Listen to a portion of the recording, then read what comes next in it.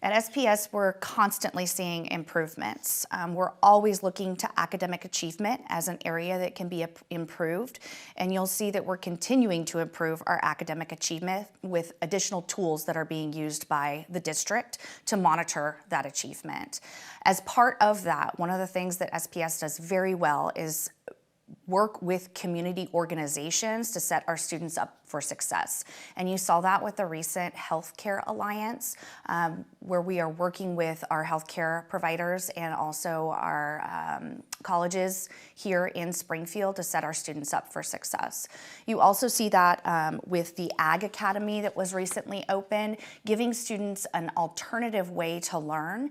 When a student is learning, just like when any one of us is learning, if we're interested in the material, we are going to take a vested interest in learning that material.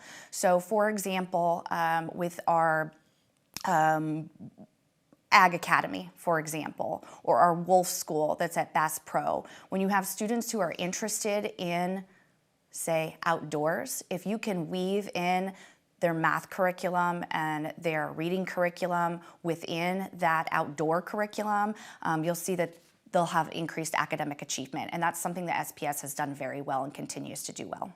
So luckily, I am a parent of 3 SPS kids and have been for the last 14 years now. Well, I guess that's more like 9 years because my oldest is getting ready to be a freshman at Kickapoo. Next year, I'll have a freshman at Kickapoo, I'll have a middle schooler, and I'll have an elementary. I have noticed a marked difference in the communication to parents of what's going on in the schools with my kids. So, you know, anybody that sort of communicates to me in the community that tells me that parents or schools need to do a better job communicating with parents, I'm saying, well, all of the emails going to your spam, because there's almost so many emails and communication points that I get from my kids that I almost can't even read them all. In the beginning, when I first had you know, my kiddos, that communication wasn't quite there. I've seen a marked difference in increasing communication as a parent. I feel very well informed of what's going on. I also like the fact that when my son, as an example, has an assignment that's greatly affecting his grade, I know that immediately. My wife and I can solve that problem, and that problem is solved immediately. When it comes to what I think the district can do better, it is obvious that we have a behavioral and discipline issue in SPS. For whatever reason, we have allowed this sort of creep of acceptance of lack of excellence from a behavior and disciplinary standpoint. Our classrooms are even potentially becoming unsafe and crossing the line from just disruption to unsafe. There was a teachers union sort of march that was taught that all they wanted was safe classrooms. I was there. Next year, I don't know if those that may not be aware, we actually have a budget for like riot shields in our classroom. I feel like once we are starting to get riot shields for our classrooms in SPS, we've crossed a critical point of like just common sense. We obviously have an issue with behavior and discipline. We've got to address that. We've got to figure that out. We've got to figure out why the administration and the teachers feel like their hands are tied to do what's needed to bring order to the classroom. The behavior and the lack of consequences is out of control. One of the things that they've done very well is they've had the community support to pass the bond issues. We have old buildings that need to be replaced. We need to replace those buildings. Some can be remodeled, but some need to be replaced. I was excited to hear that when they were going to replace Reed, they were going to save all the old wood and put it into the ceiling to make sure that you had some part of history back. I understand it's tough to lose history, but there are many times that we need to look for the future, not what's best for the student today. We need to look what's best for the student today and the years to come. Replacing and building some great schools in the heart of Springfield really will encourage those students and their families to attend in there. We don't want a student thinking they have to go to an old rundown school when their neighboring school is so much newer, has so many other facilities. We don't build buildings for today and tomorrow. We're building schools for the future generations, the next generation, and that has been something great.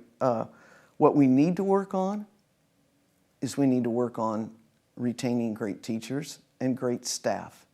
We are at a teacher shortage, a staff shortage of bus drivers. We need quality people that we can retain, and we know that salaries and benefits help, but we need to look at the working relationships as well. One thing that SPS has done well is their building, and they got a bond passed in 2019, and I think that they successfully built these buildings and did it in such a way where it saved the taxpayers money, and they were able to do additional projects because they had so much savings. And I was on the community task force as a board liaison in 2022, where we went and looked at all the facilities and looked at their needs, and from that made a recommendation to the board. The board looked at the recommendations, agreed with them, and then we went out to the taxpayers for another no tax increased bond levy, and that was successfully passed, overwhelmingly passed. That was a great thing that they've done. So, and they've been good stewards of the taxpayers' money with that. But one thing that can be improved is discipline. We have a discipline plan in place, but we need to ensure that it's consistently being followed in the buildings.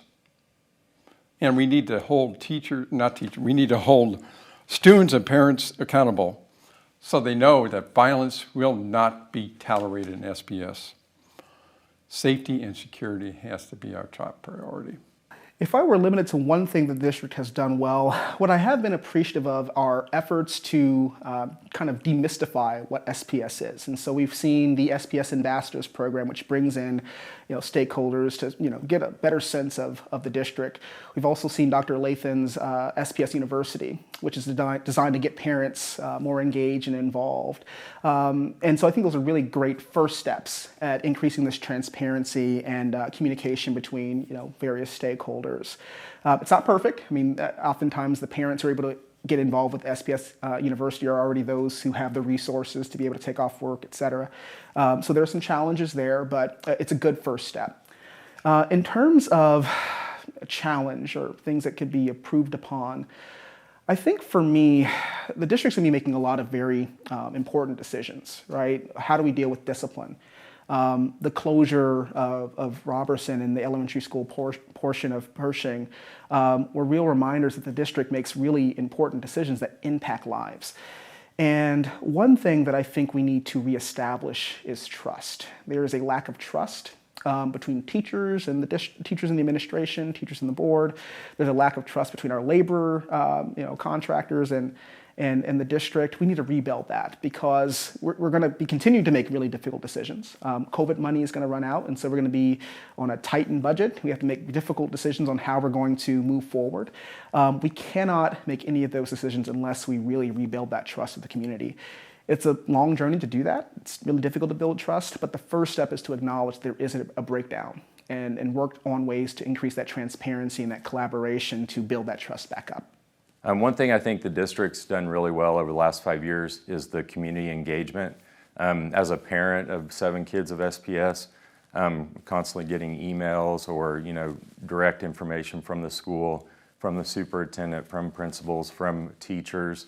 There's great communication between the schools and parents as far as things that we can get involved in, and community outreach to businesses and things like that, different events that people can get involved. And it really comes down to community because we're all here together for these students to make them successful. As far as a couple of things, well, you said one thing that that maybe we could do better. I think right now one of the major topics is school safety and discipline. And I'd like to see some things that be addressed there, maybe putting a resource officer in each school to help with discipline, and then really looking at the discipline policy and making sure that we're holding these kids accountable for their actions and helping these teachers. That's the point.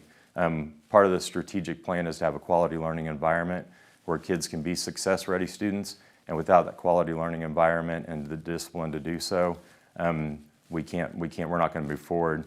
Another thing that is affecting that situation could be cell phones or technology in the classroom, and I'd like to see that looked at as well. So hopefully we can look at safety, make our schools safe, and help our teachers and our students. We've done a lot of things well. You asked me to pick one. We've done a really great job of partnering with so many institutions. We've partnered with businesses, we've partnered with nonprofit organizations, we've partnered with higher educational institutions, and they come with so much value. And I think it goes both ways. We get there's tremendous value for our students, such an investment into our students. It helps provide choices for our students. It provides support for our families. It has been invaluable. And we need to continue it, we need to expand it, we need to applaud it, we need to celebrate it. What an achievement. And now I have something we're not perhaps achieving as well as I'd like to see, or as we'd like to see, is partnership with the home and partnership with the families. This is something that started to get a bit shaky with the introduction of technology. What a powerful tool. We absolutely need our students to learn about it and to become proficient. But it did break a link with the communication with the home. And then COVID came along and it further weakened that bond. This is something that we need to continue working on because it pays tremendously. Our biggest partners are the parents and the guardians and the grandparents in the home. And this is something that I intend to focus on because I know that it will help us move the needle. It will help us help our students achieve, both in terms of academic success and also in terms of character achievement. Not just their academic performance, but their social performance, their emotional stability and happiness depends on the partnerships that we can develop with the home environment.